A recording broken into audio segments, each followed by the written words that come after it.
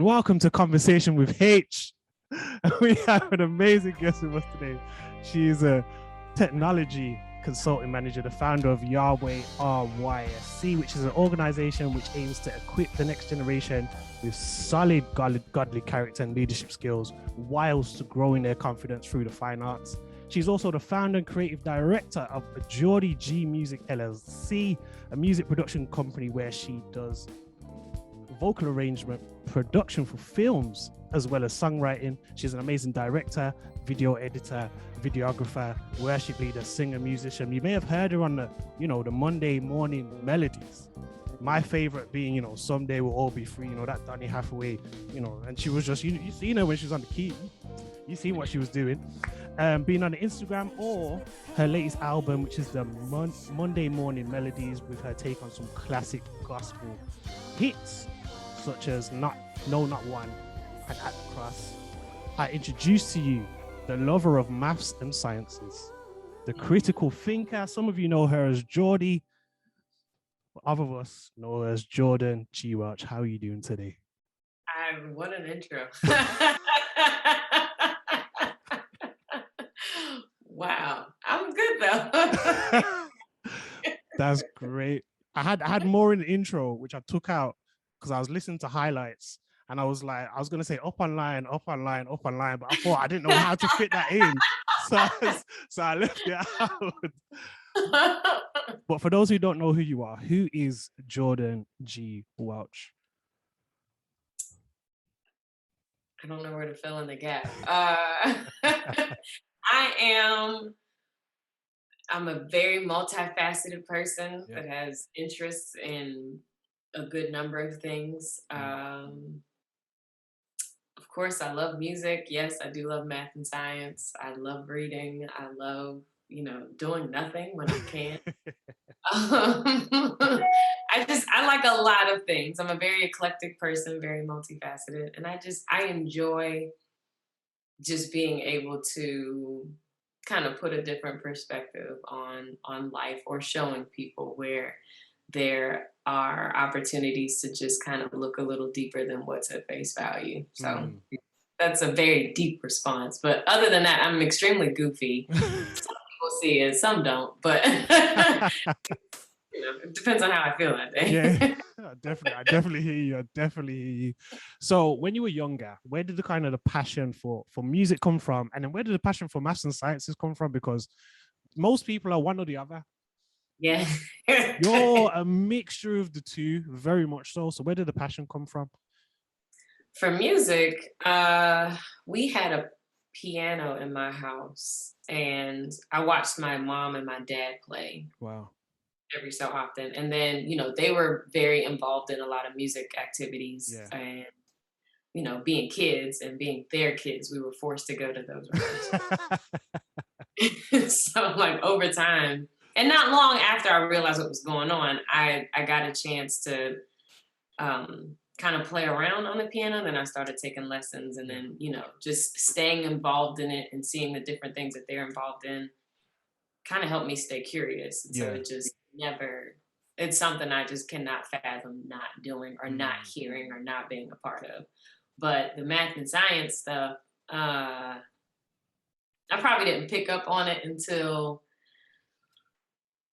5th or 6th grade. Okay. But my dad, by degree, he still is a chemical engineer. And so I knew I wanted to do something like in the math and science realm. It's just a lot. It was interesting to me. It's a black or white answer. Anything that's subjective is just like, you probably don't like me, which is why I didn't get an A on this paper. So I'm not, I'll stick to theory, but what is absolute. Yeah, it has to be proven. It can be proven, basically. Yeah, so when they try to make subjectivity out of math, where it's oh, you have theoretics, and you have now give me a black or white 1 + 1, 2, and it will be that way. That's where I got stuck with that. So, do you remember the first song that you played on the piano, where you played it all the way through? I'm not talking about the song that you played and you started to mess up and you didn't get it right. I'm talking about that song that you played all the way through with no mess ups. Do you remember that first song? Yes, my mom taught all of us, there are 4 of us, Yeah. taught all of us a song called I Am Somebody.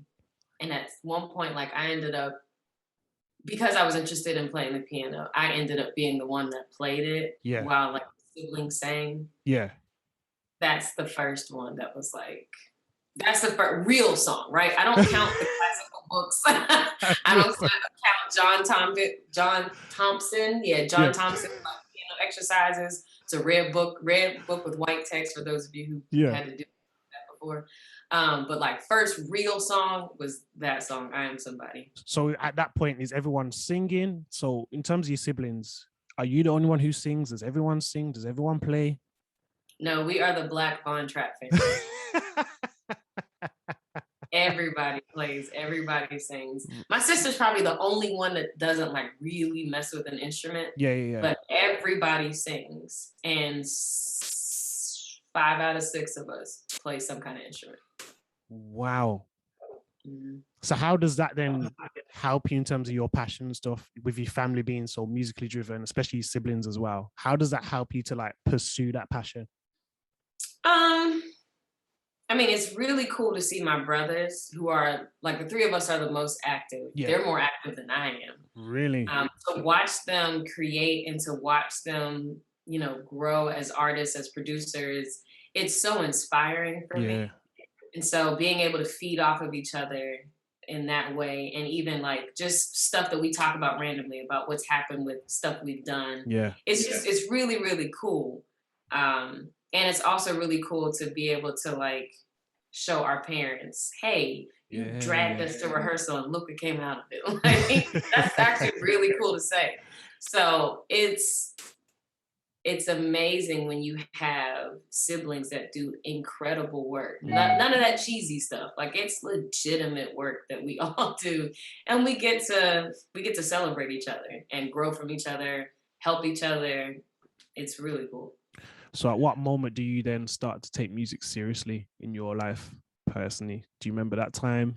What happens? Oh, yes, I do. This sounds like it was a particular moment where it was. I can tell you the exact moment. I have been taking piano lessons and they bored the mess out of me. So that wasn't it. I hated those things. But we had a house fire. Oh wow. 2003, Christmas Eve 2003. Yeah. And we moved into a different house, a temporary house, until they got ours fixed up. And I was like sleep one night. Like everybody sleeps. So I was sleeping, and there was a song that, like a whole song that was in my head. And I woke up the next day and wait, this is a song you've never heard before? Never heard before. It's actually the very first song I seriously wrote. Very first song. Fronted, and I was like, oh my God, okay. Like, what am I supposed to do with this? So I was like Googling lyrics. I was trying to find, like, think of songs that may have been similar. Yeah. Found nothing. So I wrote the lyrics and was like, okay, let me see where this goes. And just, it kept building. And I was like, okay, this is what a song's like, huh? Wow. Got it. So that was, it wasn't long after we had moved into that house. I literally remember getting up the next morning. It had to be, I want to say it was a Saturday because I wasn't going nowhere. It had to be a Saturday. That early morning, I woke up and was like, I think I have a song. Wow. And sure enough, that's when I was like, okay, I'm gonna do something with this. So I wrote it down, put some music to it. And the first time I sang it, I don't remember that time. Got you. But I do remember like singing it at one of my best friend's funeral. Wow. And was like, oh, this is doing something. Got it. I should probably keep doing this. So then I just kept writing since then. So what was the most important part of that? Was it the having the song, or going to bed, having the song, waking up and then doing it, or was it performing the song? to make you want to take it seriously? So obviously when you've got the song in your head, I can imagine like you've got the words, this and that, but then when you add the melody to it and all these types of things, and then the third step is then performing it out, which of those steps is the most important in terms of you then taking it seriously? For that particular song, it was performing it, because it became a full circle for me. It was like the work was done. Right. That's when it was like, okay. And now, because there's so much that I do, and having to kind of battle the woes of, do I feel like creating or not? Wow. Now it's like, oh, great. Like, I at least got it on paper. At least like it's somewhere out of my head, and it's somewhere that I can reference regularly to say, all right, you got this, keep going. So for that one, it was to see it complete, because then that told me I could actually do it. That's interesting that you say that, considering that everything that happened just before you moved into that temporary house, then you move into the temporary house, and then it's like this whole light bulb of thing of song of Jordan. Yes, and that's the thing. In my other house, and I didn't think about this until this very conversation, so thank you. In my first house, I was always trying to, like, I was seeing myself as somebody else. When we got into this temporary house, I was able to see music for myself. Wow. And I was able to like say, okay, Jordan can do this, because I was Alicia Keys as a kid. And to this day, people still tell me, you know who you remind me of? Alicia Keys. Every time. It's like, I'm not even trying to be her. Yeah. Meanwhile, when it was like, okay, I'm going to try to play all of her songs. Yeah. I'm going to try to, I don't know why I even thought to do this at that age, but I'm going to try to do George Sample. Or Joe Sample. I'm going to try to play like my parents. Like, I'm going to do whatever I can to be like somebody else and see myself as that person. And then when we moved into this new house, that's when I started to really get the epiphany that, oh no, Jordan can play music for Jordan. Wow. That'll be legit. So that new house was like a new beginning for you musically, essentially. Yeah. Yes. Even as a temporary holding space. Yes, it was. Wow. So when you were younger, was a musician, artist, singer, or maths and sciences, was that what you wanted to move into when you were younger, or did you have a whole different passion away from all those things? One night I decided to I feel like all these stories I have a ton of them. Actually, Google didn't even exist at the time that I searched this. It was called Ask Jeeves. Oh, yes. So, Ask Jeeves, yeah. Okay. The butler would yeah. Yes. I asked Mr. Jeeves careers that involve math. Yeah. And it came back. This is the craziest thing. It came back like there was an engineer. Yeah. Like these little icons of careers. Engineer, architect, and like a few other things that I didn't really pay attention to. And I was like, oh, architect. So I clicked the link, and I'm reading all this stuff that it could do. And I was like, wow, this sounds amazing. Yeah.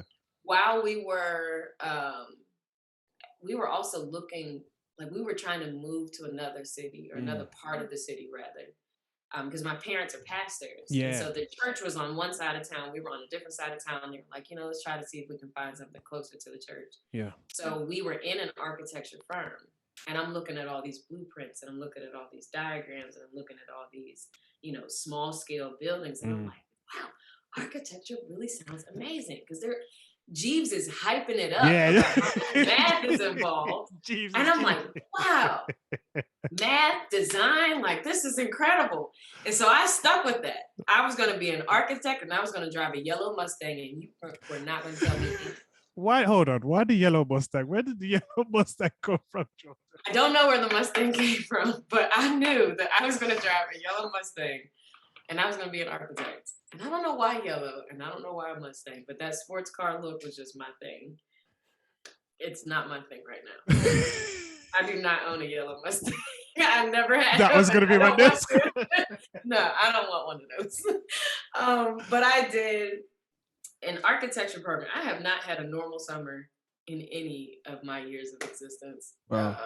So one of my summers, I did a pre-college program at Carnegie Mellon, and it was an architecture program. Yeah. And I'm like, okay, like I really get to see what this is. Mm-hmm. And when the fact that they made me buy a sketchbook is when I started to get sketchy. I was like, wait a minute. The sketchbook making you sketchy. I said, wait a minute. And I'm looking at this class list, and I don't see no math classes. I see art classes. And I said, wait, I don't draw. What is this? I don't draw at all. There's no math. What's the math? And the only math was being able to scale from this like tiny tot house to, you know, what would become a full scale building. And I'm like, well, that's not enough math. You want me to, like, the things I had to draw and had to make out of foil, and I had to buy clay and erasers and razors, and I was like, this is not me. I don't want this. So that's how I did not become an architect officially. What makes it funnier is that you saw the drawings initially before you went to the pre-college thing. You saw the drawings and you was like, oh yeah, I can mix the math with a bit of creativity. This is just bring it all in. And then No. And nowadays I'm always trying to find like the next creative outlet, but I still refuse to pick up a pencil and draw. I do. But that could be the other creative outlet that you haven't explored properly yet. Have you thought about that? 8 weeks of an architecture. I finished the program. Let's be clear. I saw it through to the end. I wish I still had that sketchbook. I don't, but. So when you kind of look at what you've accomplished so far and you look at what you wanted to be when you were younger, is there any parts or points where you feel like you've achieved even some parts of things that you wanted to do when you were younger? Mm-hmm. And what would those be? The album is probably the biggest.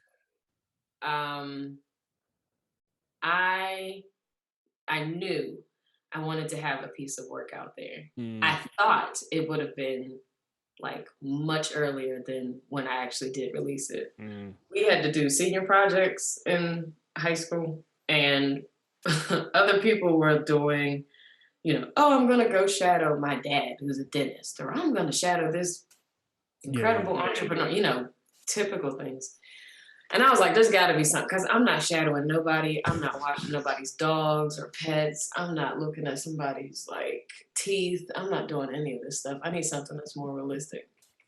So I chose to like dig a little deeper on the music, and I learned how to not just read, but notate music. She wasn't even my music teacher. She was the band teacher. Never played in any band. In fact, we'll get to that in a minute. But she was like, oh, I have this recording device. You know, we could actually like record you. And I was like, okay, cool. And so I did like a 4-song EP. And I was like, I could do this. I want to do this. And that's, you know, X amount of years ago. And here I am now. And I now finally feel like I have come to not a place of completion, but okay, like the journey is done, but is also beginning. Like I finally get to see that I can do an album. And so I'm going to keep doing this kind of work. It's like you've accomplished what you set out to do, but you know there's more to do on the back of that accomplishment, essentially. You touched on something there. You said you weren't in the band. You were in band, but you had a band director. That's what you said. So how does she know? Let me speak to Jordan. Oh. I was like, good question. How did she know? I was in chorus. So I did a lot of choir music and did a few choir competitions, actually. Not like Sister Act 2, but but I did do choral competitions. They were a lot more stiff than that. And, you know, when you do school performances, I had a couple solos, and she, you know, when I finally said, okay, this is what my senior project's going to be. And I talked to my musical theater teacher and his accompanist, and I put 2 and 10 together. Yeah. She was like, "Oh yeah, I have a recording device we can use," and that was it. Interesting. When you look back on when you first started your corporate career and when you first started your music career, and with what you know now, is there anything you wish you did less of? And is there also anything you wish you did more of?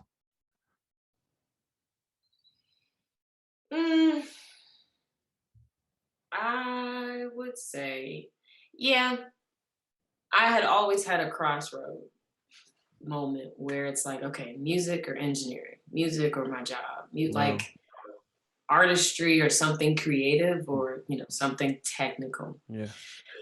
And when I look back, I know I would question often, like, oh, what would happen if I just focused on piano instead of just focusing on vocals? Because I used to play and sing together a lot. Yeah. That's rare for me now. But I know some other people who like can sing and play, but they chose to take playing more seriously. Yeah. And so I think if I had done a little more digging on like the educational pieces of music, like I'm good at theory. I'm not great at theory, and I want to be great at theory. It's like I wonder if I had just done like some music on the side, but music education on the side. Yeah. Just as much as I'm out here trying to figure out like computer code. Yeah. I wonder like if I would have seen even some parallel similarities or anything that would bring the two worlds together all the more. That's probably the one thing I wish I had done more. If there's anything I wish I had done less, just worry about what people think. Really? Yeah, I always knew that I am different musically because I have a choral classical background, jazz background, gospel background. Like I've heard a lot of things. Yeah. But I've stayed in the gospel Christian music world. I've never sounded like anyone that I would sing with, right? And so here it is like, oh, put together an album, and you hear all these other albums, and it's like, I don't know if I can do that. Yeah. Because what I write, what I sing is not your typical 1-4-5-2-1, right? It's not like your typical holler and yell. Yeah. Like my lyrics are not even like everybody else's. No. So what do I do? And so it's put my stuff on hold all the more. And I've actually been able to hide behind stuff like Yahweh RYSE, where, everybody loves kids, put the kids out there. And so I'm putting all this production effort into their stuff to get them out there. And it's like, oh, I can worry about my stuff later. I don't know what my sound is, what my avenue is yet. I'll just keep putting it into the kids and call it a day. So you're telling me Jordan G Welch was worried about what other people think? Absolutely. To the point where you were hiding behind Yahweh RYSE and pushing their stuff rather than pushing your own. That's what you're telling me. Yep. Clear as day. Yep. Yes. But the reason why I'm baffled, confused, not confused, I get it. But in my head, I'm just like, but Jordan, you're amazing at what you do. Incredible, have been incredible for a very long time. You are always going to be different.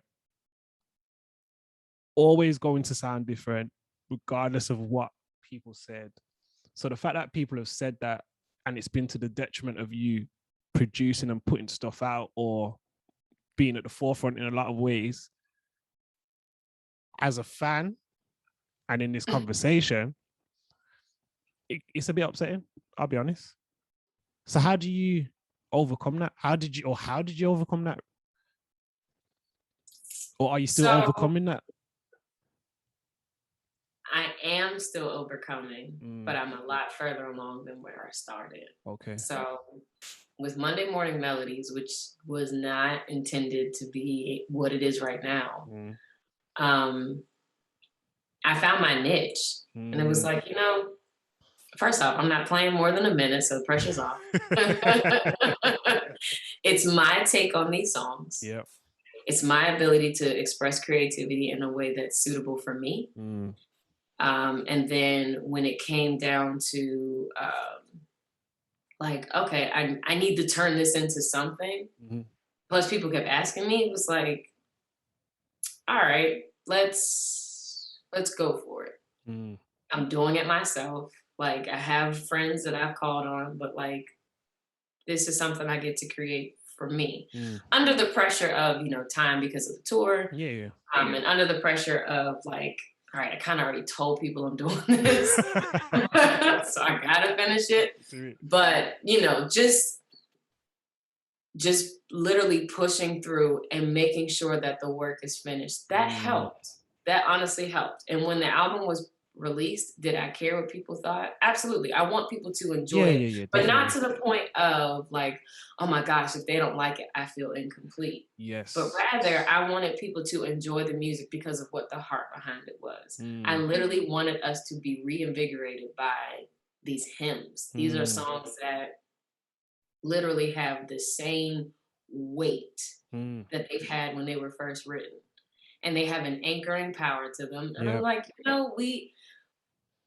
we don't have anything that puts us back into that mindset without it being a whole bunch of like raw. It's just here. Just Monday Morning Melodies was to strip down these songs into the melody of it and adding some different colors just to give it a new kind of feel. These hymns, these songs are the same ones, either stripped down to just my vocals or built up into what I believe like the orchestral beauty of these songs are, whether there was an orchestration added to it or not. So getting that work done, doing it my way, just gave me more confidence to say, all right, I don't need to worry about how I compare to other artists. It's like, I know now. You're not going to get me hollering for 40 minutes. I don't think my anatomical structure will allow me to do that. I don't think so. But I find some kind of, peace and solace in just, doing it my way. I think what's exceptional and seems like a pattern is when you accomplish something new rises out of it. That's what it feels like is a pattern. When we go back to the house fire, temporary house, the songwriter who was Jordan, not the Alicia Keys 2.0, but actually Jordan G Welch was born in terms of as a musician songwriter, or not so much a musician, but in terms of a singer songwriter, was born out of that. And it just feels like Naiva kind of like got to when you started doing the Monday Melodies on Instagram, that then birthed out into the album. What's the album gonna birth out into? We're waiting, but we know that something's gonna come from it. That's all I'm saying. But we are waiting. One of the questions I do want to ask you though, which is quite important to me, how do you prioritize, your time with the fact that you're a technology consulting career, which you have alongside your music career, alongside your music production company, alongside Yahweh RYSE, alongside things that you're doing at church, alongside all these different things, plus being, quite popular on social media. How do you balance all these things or prioritize these things and prioritize your time, or is it still in progress? Most surely it's still in progress. I had two moments that I can recall for sure, where I recognized that I was burned out. And I hated the feeling of it because it's like, I want to do something and I don't at the same time. And when I look at all that I do, all that I have, like, what's the priority for the day? What's the priority for the moment? that's something that I have to consistently ask. And, you know, people joke about it, but it's a true statement for me. It's, first off, what pays you, right? My job is what, you know, fuels the dreams right now. So cool. That's going to have to take priority. But even in that, like, I'm still a human being. So me as a human takes priority so that I can do my best for my job that fuels the dreams, that gives me opportunities for other things. But I had a really good conversation with a friend of mine, and she said, you got to look at what's fruitful. And if it's not fruitful, if it's not producing the right kind of fruit, then like that can't take priority. I said, you know, you're right. And so when I took the time to just stop, like really, really evaluate what I have going on, evaluate like, okay, what happens when I do work this way, or what happens when I engage in this? And I really get an idea of how I feel. And if I'm able to bring all of Jordan to that, if I can't do that, it's out. Completely. It's out. And if it's not something that I can throw out, then that means, okay, what does Jordan need to do to get Jordan ready to bring all of Jordan to that particular adjust and adapt thing? Yep. So it's still a work in progress for sure, but I am doing a lot better at saying, nope. Nope, not right now. And that's not as easy as it seems. No, and it's not even like, especially one of the things I struggle with, and struggle might be strong, but you know, it's fine. One of the things I struggle with is like balancing what's important versus like what's necessary. So new artist, I'm on social media. I'm establishing a presence. I'm establishing a lane, a brand, whichever. And sometimes I literally do not feel like posting, or I don't feel like, you know, doing anything, but I have to, because, you know, there's a particular algorithm is a terrible word, but there's a formula. There's a structure that's needed in order to like, you know, let folks know you're still around. Let folks know that you're, you know, what you're up to. And so finding the balance even in that is a little hard, because it's like, yeah, I just put out an album, but what I don't feel like doing is posting every day about that album.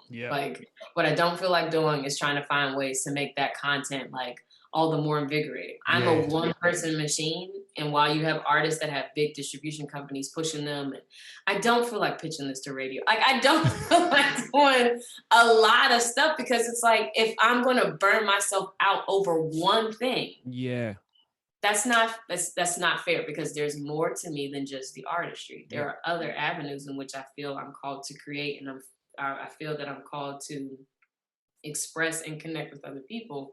So just finding the balance of what's important versus necessary. It may not be necessary to post, you know, every day for 30 days straight. It may not be necessary to, you know, push certain things, certain times, or, you know, whichever. It may not be.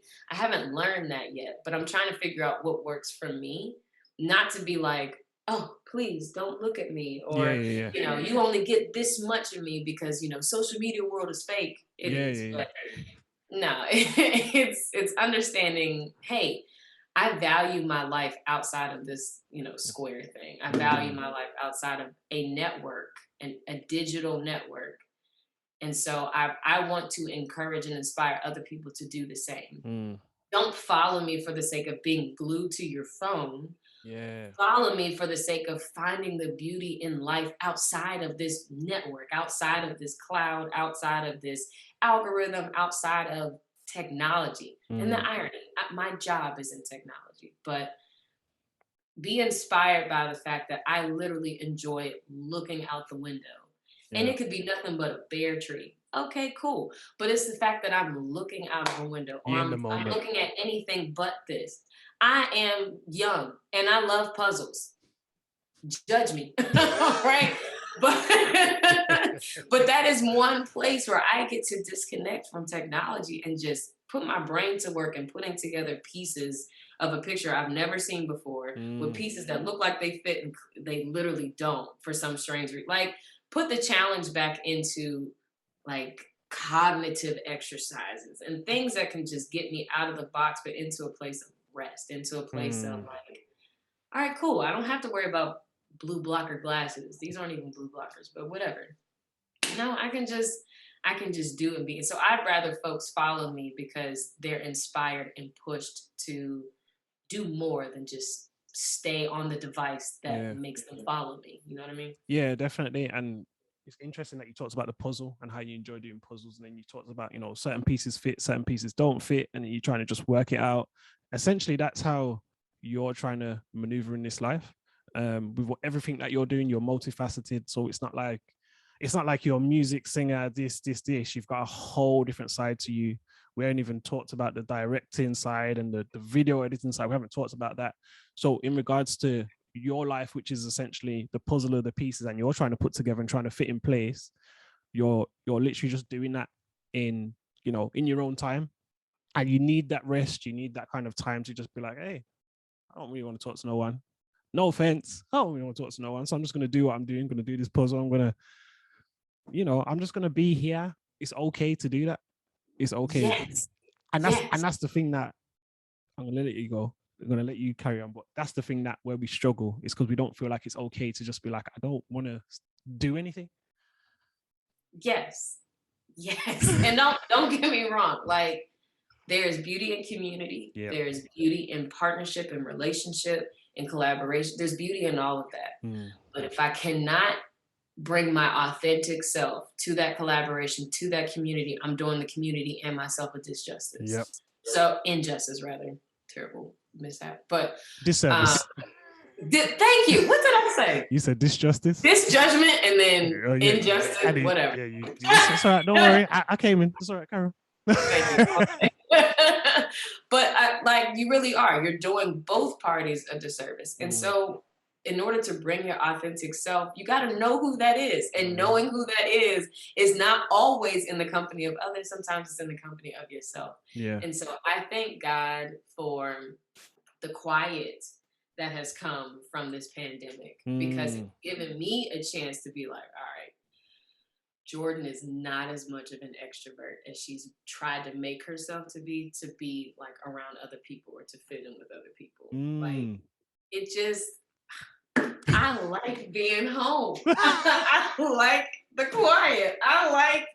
That's just me. That's just me. But because of that, I can get recharged. I can find out who it is I really am. And when I come in the company of others, I don't have to fake anything because I know what I'm bringing to the table. But also, I know when I need to step away from the table.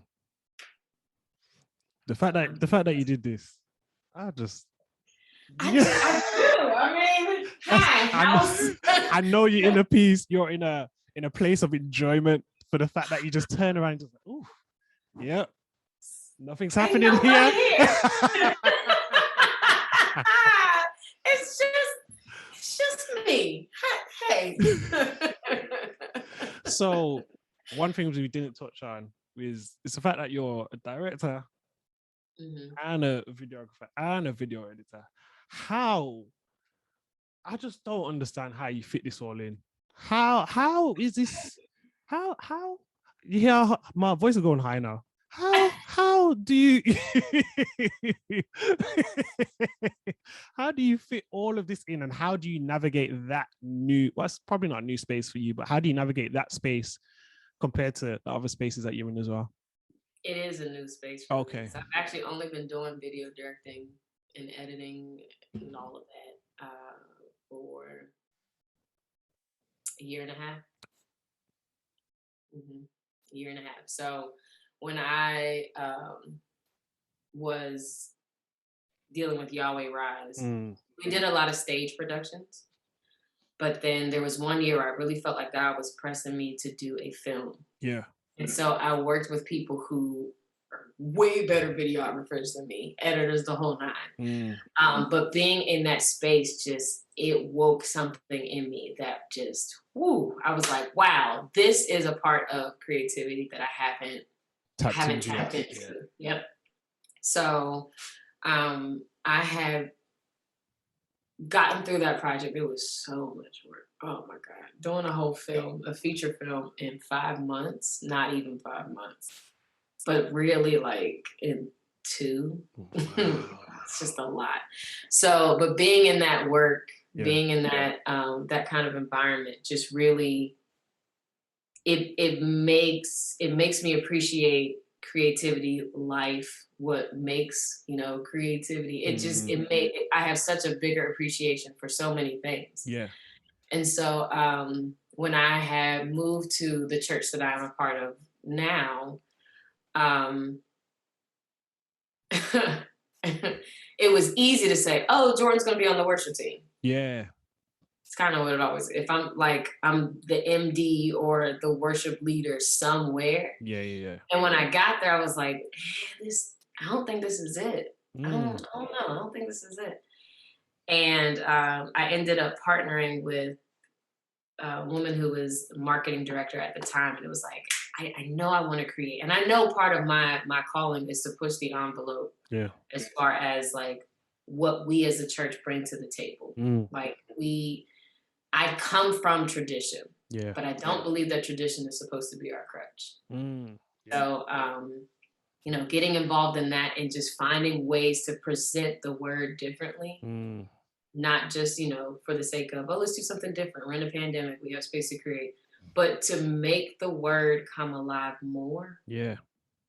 It just, it became a whole thing. And so with that being exciting, it gave me more fuel and more passion to prioritize and, you know, and work on that, really build my skill there, but then also like have an even bigger fondness for the screen. Again, I'll come back to it. Where do you find the time to do all of these things? Yeah. So part of my job, my day job, I do project management. So with project management comes time management and being able to. Oh, so it's in the job description basically. So you've got that. You know what you're doing. Okay. Just a little bit. Now it doesn't mean I haven't had my fair share of like late nights and such, just because, you know, my day job takes so much of my time. Or physically being at the church requires time for me, or, you know, whatever else I have going on. Yeah. So time management and project management are huge for me. But yeah, it's sometimes I literally don't know how. Yeah. How this is like happening, but it works when it needs to. It works. I want to ask you a question about you being in all these spaces as a Black woman. One of the videos that I watched about you were kind of talking about being in a space, especially as a woman and especially as a Black woman, you know, making sure that your best foot is put forward, or the work that you do is produced to the best possible degree. Do you feel like you have to do that always, you know, make sure that your effort or your work is to the best standard and that has to speak for itself? Or do you feel like you're now in more spaces where you're listened to even prior to that? It's a little bit of both. Okay. So me being at the level that I'm at in my company, like already comes with the stamp of approval. Like she's put in the work, she's done, you know, she's doing something right. Yeah. But that doesn't mean that I don't have to be on guard for how I present myself, how I articulate what's happening, you know, with the work that I'm doing, that I am managing my emotions, or, you know, that I still have to do that, even though I have the respect of my coworkers and my client leads and my leads. It's still a matter of like, we get on Zoom, or we don't use Zoom, we use Teams, but we get on these calls. Everybody has their cameras on, and it's just blatantly obvious that I am the only woman and I'm the only Black woman in this space. And so there's just an added pressure to make sure I come correct and come well with everything that's on my plate to do. And it's annoying, if I can be frank, but it is. I also look at it somewhat as a badge of honor, because I'm in spaces that are not common. And it's a space that I don't plan to surrender to somebody because they don't feel comfortable with me being there. Do you feel that added weight that you're not just representing yourself, but you're representing the whole entire race of Black people when you're in that kind of conversation or in those sometimes yeah, sometimes, but that's all the more now just because the Black experience has been illuminated more because of George Floyd, because of the sudden, oh my gosh, I didn't know that this was happening. Like all of a sudden America's awake ish. Or the world even, not even just America, but I think we're still asleep over here. But it's that pressure is there, that weight is there. I do try not to let it consume me because I can't answer for the entire Black or the entirety of the Black experience. I can't, and I don't expect, nor do I want, nor do I ask any of my colleagues to put me in that position. I prefer that they not ask me about my experience and ask me what I know, but don't think that because I tell you about me that you now know about all of us, because you don't. Yes. You don't. We do all have different experiences. Some of us have different backgrounds, and that's fine. That doesn't mean that we're treated any differently at face value, right? But get to know me and get to know another Black person like you would another person. Don't just try to make it, a one size fits all approach. Like, oh, I talked to Jordan and she's actually calm about this. And so everyone, so all of them should be, a generalization. Absolutely. Not interested in that. Question that's kind of just come to my mind. Is there anything that you're doing at the moment which you feel like you won't be doing for a long period of time? In what regard? In terms of, you currently do music, you currently have the project management, essentially, career, you have the videography, you have all these different things that you do. Is there anything that you see as it having a seasonal time limit to a certain degree in regards to how much of time or effort you'll put into that area? Honestly, all of it. You can't do everything at the same time. To everything there is a season. And so I think it just depends on what's needed at the time.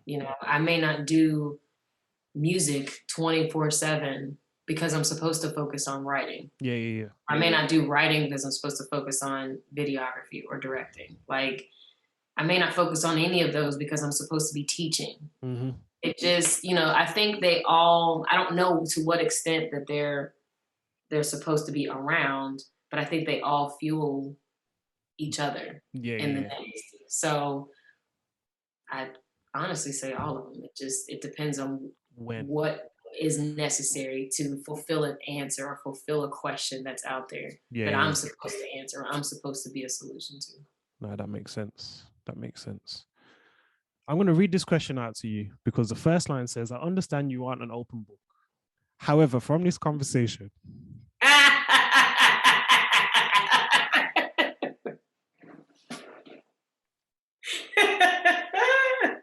so we'll skip past that part.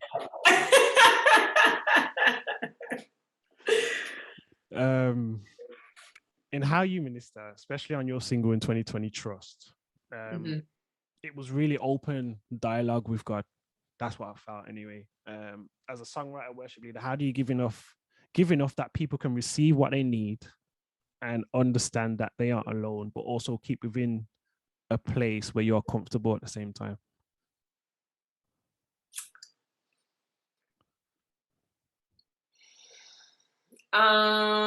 What I've learned is that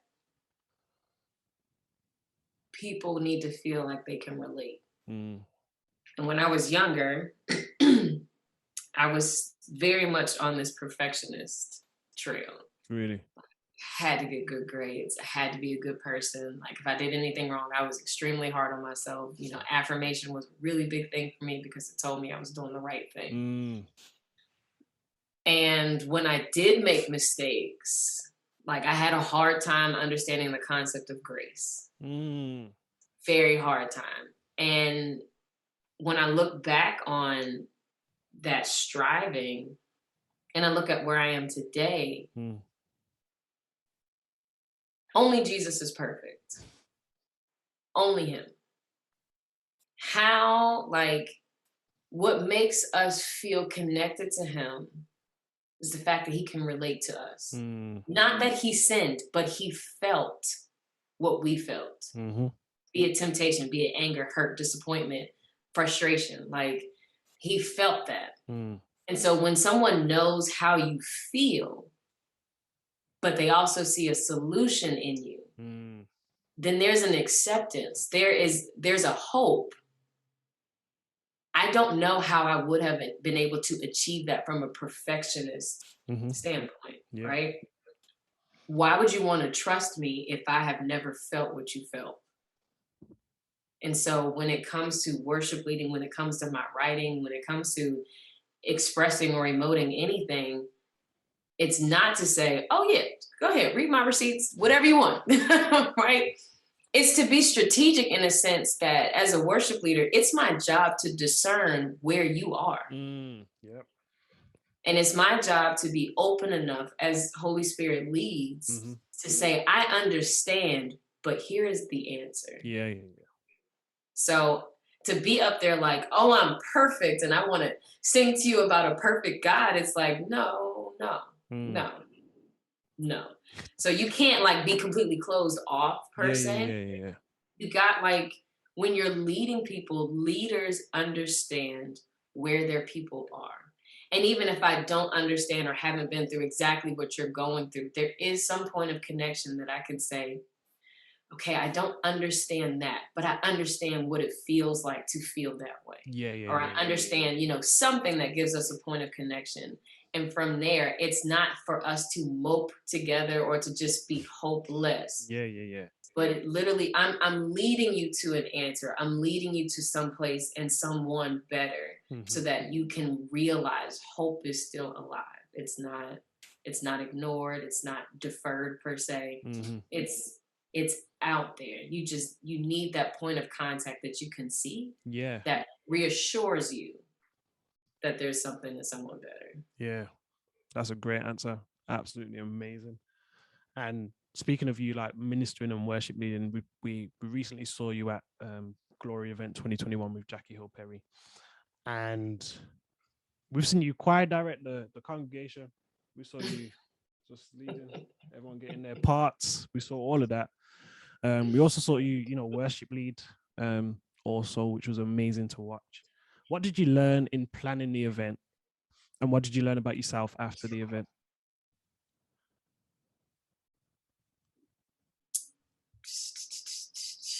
Planning it, I'll say it this way: preparing for each city was different.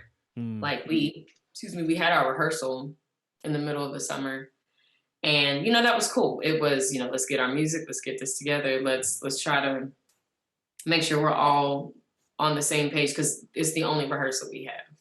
Everything else is just sound check and let's roll. So planning for that was I learned how to be efficient.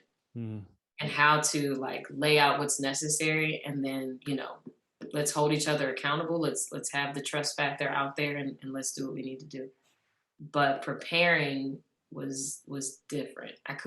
There was no one size fits all. And in fact, even though we came in with the same set, the set wasn't done the same way every time. So that was interesting, and learning how to approach each region, each city, each group of people with the heart for them made it more personal for me. Like, okay, God, what do you want to do for these women, these men and women? What do you want to do? What makes DC or, DC Virginia, because it was like really Virginia, but whatever. What do you have for DC? Where's your heart for Nashville? Where's your heart for Lansing? Like, where are you with them, and where are they? That made it also easier to not be like weighed down by, oh, we're doing this again. Yeah. It kept it fresh. And so since then, and because of all of that, I've learned sensitivity. Like all the more I've learned sensitivity, because we serve the same God. We are not the same kind of people. We don't, like, we have similar struggles or similar stories, or, you know, everybody has experienced pain. Everybody has experienced loss. Everybody has experienced abundance. Like, everyone has experienced something. Right? Yeah. But I can't treat everybody like, oh, you know, they're good. You know, you may have something different. It's like your kids. I don't have any kids, but I understand from my friends that are parents. And, you know, just engaging in relationship with other people. Everybody's different. Everyone needs something a little different in order to feel loved, in order to feel like they're heard, in order to feel like you're engaging with them, not necessarily like talking at or preaching above them. So the sensitivity is what I walked away from. And I am so grateful for that, because I can say I had a moment in each of these cities and not feel like we walked away empty-handed at all. In that type of environment, that type of event, how important is it to make sure, as you just kind of alluded to, that you leave everything that you have to give there? How important is that? Crucial, imperative, because what are you holding on to, and for what reason? It's almost pride. Yeah. To say, oh, you only get, you know, 50% of this, because you assume that there is somewhere else that deserves the other 50%. Yes. That's unfair. That's very prideful. It's not humble at all. And so, you know, if I am the leader, and I'm expecting the people that I'm leading to pour their hearts out before God, me not doing that is absurd. Yeah. Me not doing that is unfair. And how can I lead you to a place I've never been? And you not doing that can then, sorry to cut you, you not doing that can then stop someone from getting what they need. Because what if they don't know how?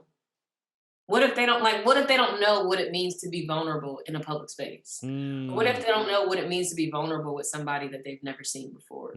Like, what if they don't know what it means to really be vulnerable before God? It's not fair for me to say, open your heart to him, and I not show you how. It's not fair, and it doesn't make sense, and it's not fruitful, and it doesn't make sense to me. So, you know, to not have given, that may not have come out right, but to not give my all, you know, to people that may have actually been right. But, you know, these are the people that I'm called to in this assignment. Yeah. To only partially give for an assignment is absolutely unfair, and it's not right, and it's a disservice to you, to the God who gave you your gift, to the God who made you, and the people you're assigned to. The 60, it wasn't even 60 seconds, it might have been a little bit over, but the clip that I had talked about like fruit, and making sure that we understand that we're not behind time, but that fruit is a container and for the seeds, and that, you know, fruit that has been ripened fully in the right time just has a different satisfaction. It has a completion to it. It has perpetuity to it. But if you have fruit that's not ripened yet, and you try to feed that to people, it doesn't taste the same. It don't taste right. The seeds are underdeveloped. Everything about it is underdeveloped. How do you feel knowingly giving somebody underdeveloped or like incomplete work? I don't sleep well with that. I don't. So it's important for me as a worship leader, as a person, you know, to give all that I have, because that's what I'm assigned to. And if there's more for me, I'll get filled back up. Yeah. You know, and it'll be fresh. It won't be some old, you know, bacon grease that you're trying to put new bacon grease in or whatever, you know, terrible analogy, but you will have a fresh pour. Yes. Because I gave all that I had for the people that pour was for. Yeah. So, yeah. Yeah. In your life so far, you have done a lot of things. Mm-hmm. What do you want for yourself next in life? And how do you, or what are the next steps you need to take in regards to achieving that?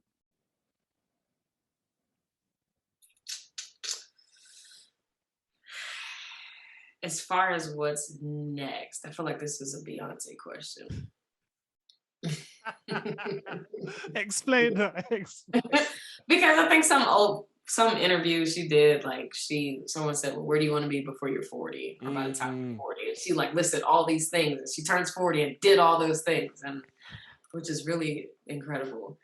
I would say what's next for me has to be in the teaching world. Has to be. I love teaching. I'm a studier. I'm a student. I am like adamant about reading, adamant about, sharing and watching people, improve and go to their next. And so somewhere, somehow I know that's there. Now, what that looks like, I don't know. But